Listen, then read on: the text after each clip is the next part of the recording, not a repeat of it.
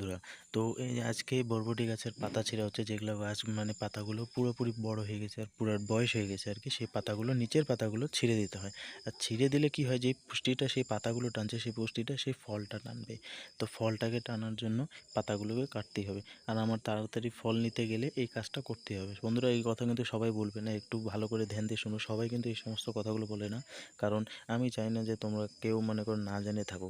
যেহেতু আমি জিনিসটা করছি, তোমাদেরকেও সাথে সাথে দেখাচ্ছি, শেখাচ্ছি এবং আগেও শেখাতে থাকবো।